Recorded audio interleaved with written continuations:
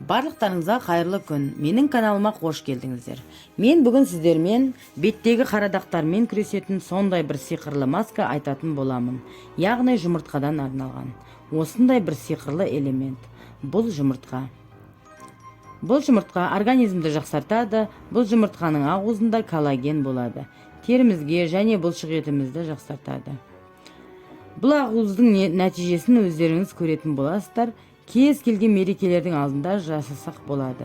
Немесе үй жағдайында өзіңіздің бет күтімі жайлы жасасақ болады. Айына бір рет қолданып, бетті тазартып тұрсақ та болады. Қазір ғана косметологтан шыққан сияқты боласыз. Ендеше бастаймыз. Бұл арзан және үйімізде қолжетімді. Бетіңізді тартып жұмсартады. Осы бір ақуыз бетіңізді нәрлендіреді, тазартады. Нәтижесі супер вау.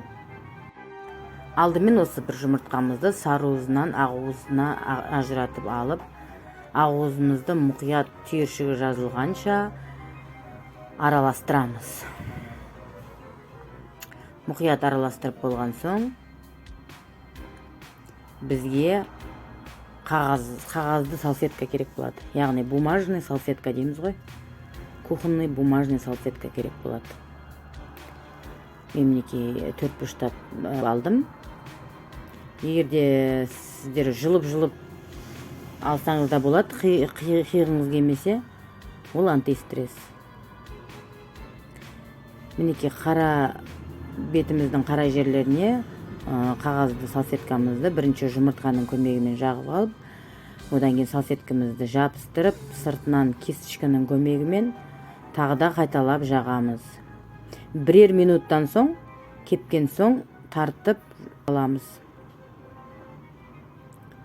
Нәтижесін өздеріңіз көргендей тазарып, қара дақтарымыз тазарып шыға келеді.